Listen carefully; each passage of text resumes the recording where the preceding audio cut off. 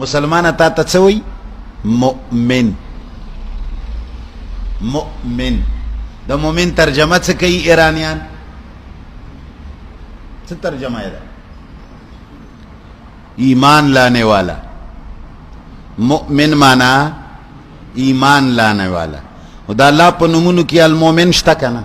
هغه په چی ایمان راوړي الکه الله په چی ایمان راوړي هاي هاي څنګه معنی مو کړی دی ګلونو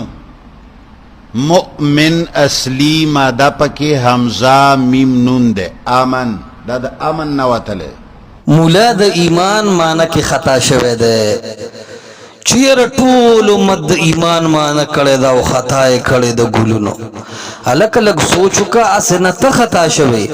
ارزه کې د ایمان معنی دا نوی چې سلامتی ورکون کې سلامتی ورکون کې وی الله تم المؤمن وی نبی الله پس شي ایمان راولل ده ماشاءالله ماشاءالله دا د خبره ده چې د داسې علم والا خلق د بخاری او د مسلم نه انکار وکي دي کې حواله ده دا به دلیل وی په دې خبره باندې چې بخاری او مسلم باندې انکار کوونکی د علم نه جاهل دي کاسو کې نه منینو د المؤمن په معنی کې دی وګوري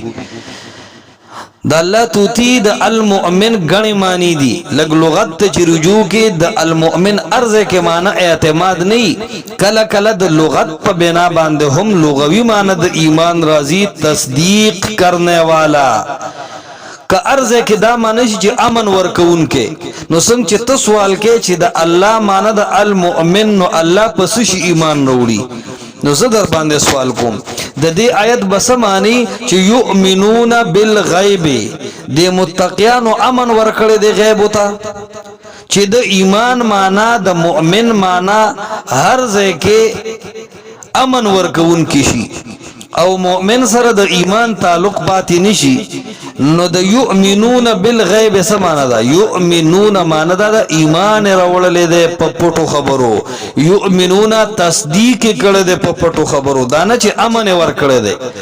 یا بل ځکه الله سبحانه و تعالی فرمای آمن الرسول بما انزل الیه پیغمبر ایمان راوللې ده په هغه څه چې په نازل شوی دي نو آمن الرسول پیغمبر ایمان راوللې ده نو سمانه به چې آمن الرسول پیغمبر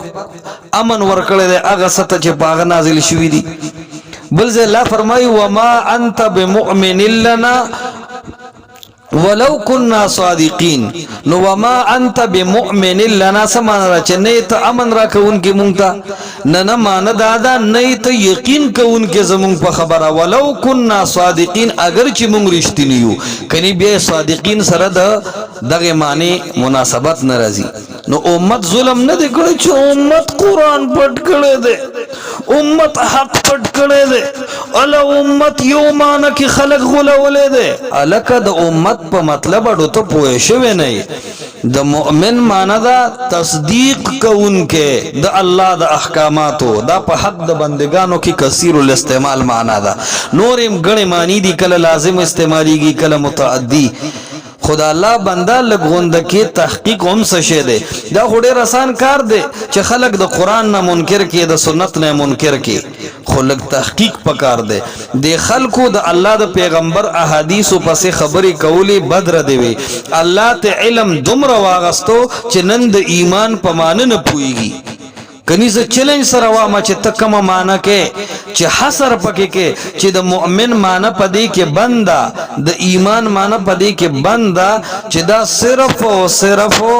امن ورکول ته وي زته نر شو کده یؤمنون بالغیب معنی ته کده امن الرسول بما انزل الیه من ربه تر قیامت ته چیلنج ده دا معنی ته وکا لنډ دا چې امت مسلمه کم تشریحات کړې دي د قران او د حدیث پرانا کې